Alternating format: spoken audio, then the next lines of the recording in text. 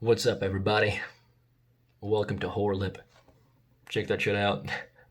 No idea how that happens. I think I have a cut on there from when I shaved, and then it got infected. And this happens every couple of months. It's really annoying. But I got some Abreva to try to deal with it. Yeah. So I'm currently dealing with a plumbing situation at the house. If you've been following my blog, you know that recently I was staying at hotels for about 4 or so months while I had an entire bathroom rebuilt. Now, apparently, there's another leak, and it looks like insurance is going to cover it again, but yeah, still going to be a huge pain in the ass. Either way, what happened was there's a refrigerator. I know, right? We all have those. I can't talk right now because it's so late for me. But I had this line run in there, the ice maker line, and then whatever was connected to that beneath the house. Had that replaced. That ran me about $800. With the insurance to do the major repairs, it's going to be another $2,000. Oof. Oh well. It is what it is. These are the joys of home ownership. But in the long run, not having to deal with rent, that's a good thing. I don't know where I'm going with this. I just basically wanted to update people on the situation. Reason for the bathrobe is washer and dryer's messed up. Clothes are nasty. COVID-19 is going around. There's a limit on how many people can be in a damn laundromat. So, not very much in the way of clothes. I don't want to wear stanky clothes unnecessarily. That's unhygienic. And also, it's just later in the day, and I solemnly do not give a crap. I wanted to use the microphone to record this, but that would require me rendering. Yeah. Stream of consciousness here with some scotch.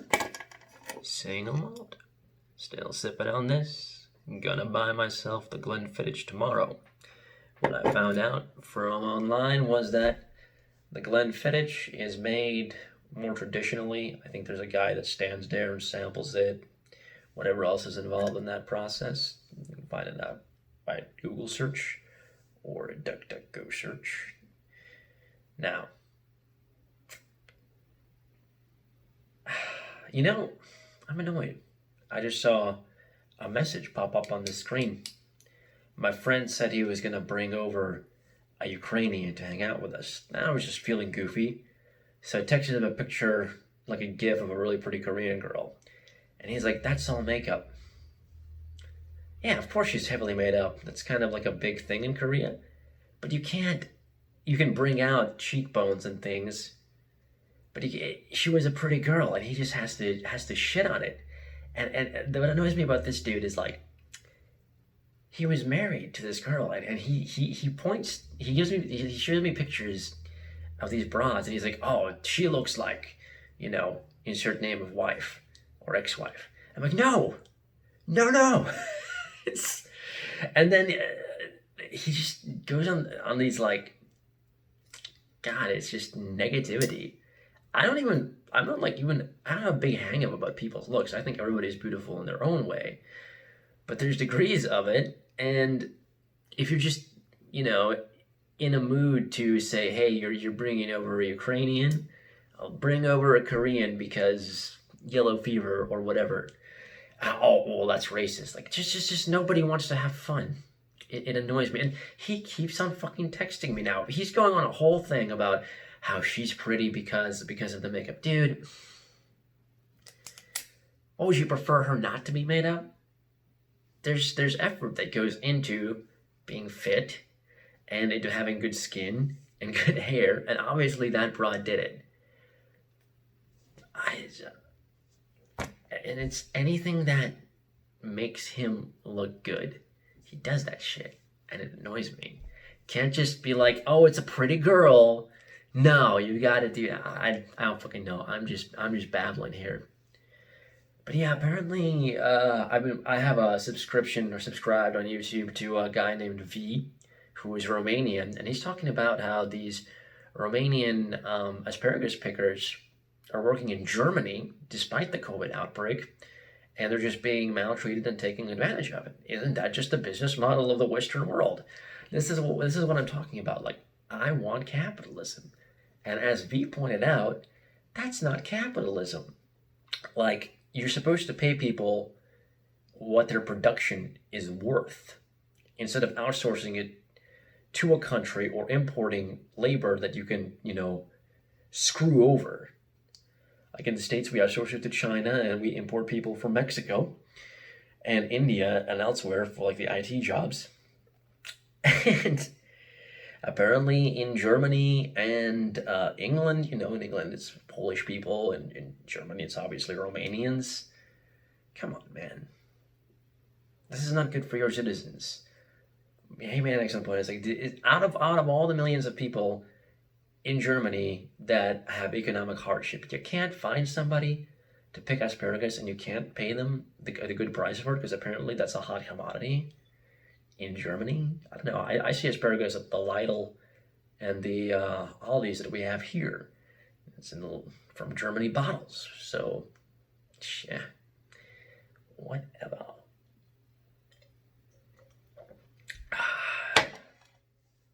Yeah, I chose black and white because it covers up the whole lip better.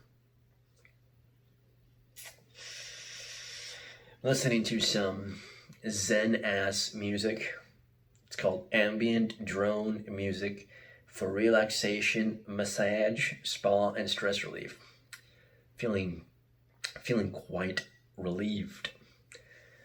Let's read a passage from Bertrand Russell's History of Western Philosophy, shall we? Just something random. Totally. Boom. Chapter 2. The City of God. When in 410, Rome was sacked by the Goths. Fuck yeah.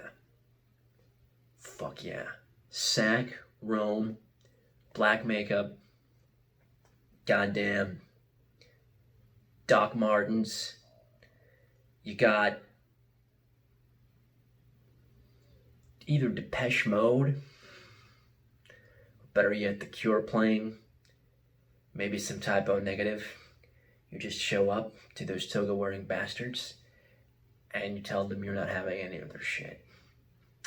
When in 410 Rome was sacked by the Goths, the pagans not unnaturally attributed the disaster to the abandonment of the ancient gods. So long as Jupiter was worshipped, they said, Rome remained powerful. Now that the emperors have turned away from him, he no longer protects his Romans.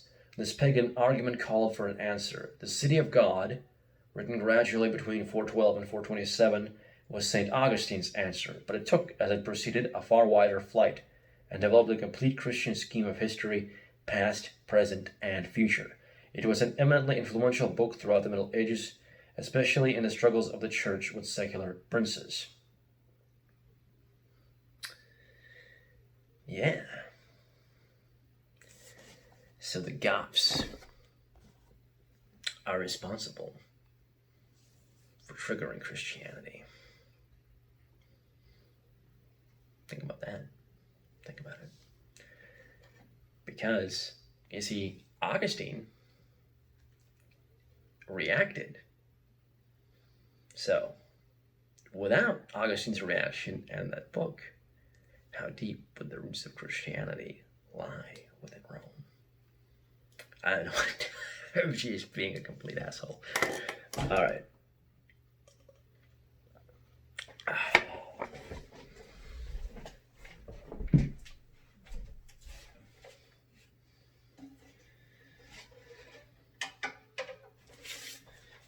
My granddad has this that he got, Garden and Gun. He told me to look at it, so maybe I'll leaf through it for a little bit of entertaining.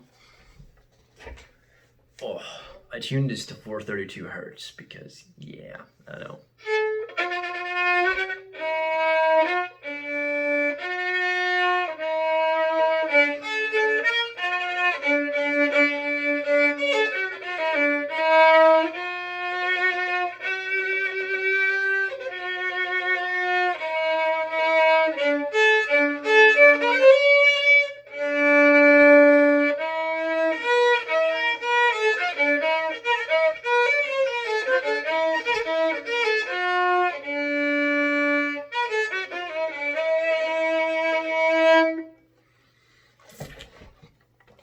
Maybe I should look at the sheets for that. Or maybe I should just put this away.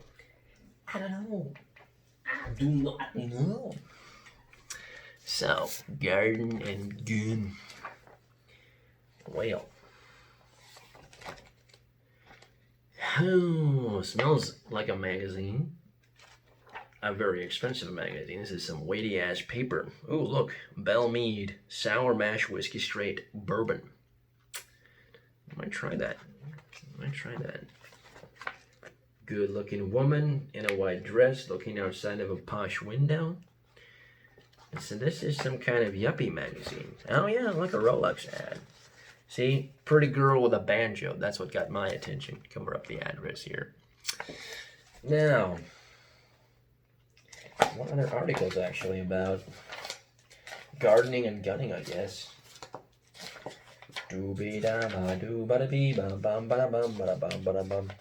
What sets Charleston apart from other historic cities? Charleston feels as much like a European city as it gets in America, in large part due to the historic district.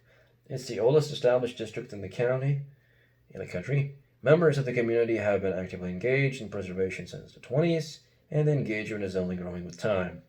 Efforts were originally focused on building staff abroad, but they're moving north now into Hampton Park Terrace and Wagner Terrace. I like Charleston. I've been on vacation there lots of times, like Folly Beach, Barrier Islands and things. And here's something about, well, it's an ad features. Southern heroes. Whether appealing Mac layers of untold history or sowing seeds for the future, these champions are saving the South in their own eyes. Explore Rhiannon Giddens' epic composition, Wendell Berry's real wisdom, the chefs and historians preserving Gullah culture. Alright, so it's kind of like a Southern Yup magazine. Not bad. Not bad. Alright, folks. Well, that's all I got. That's all I got. Can't do any more. I gotta see my guitar behind me. I might try to do something with that. I don't know. Ugh, I'm stuck. Oh no. I broke my Zenscape in these headphones here.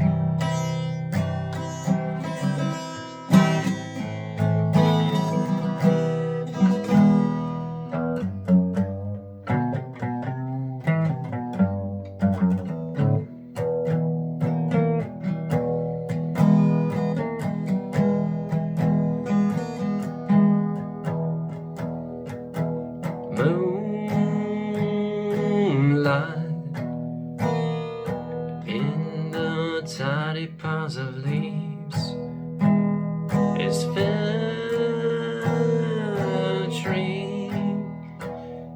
all these questions, all of my ease.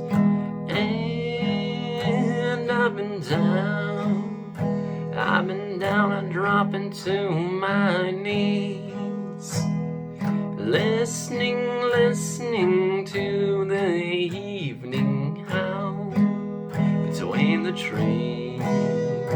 E-ow, A-O, E-A.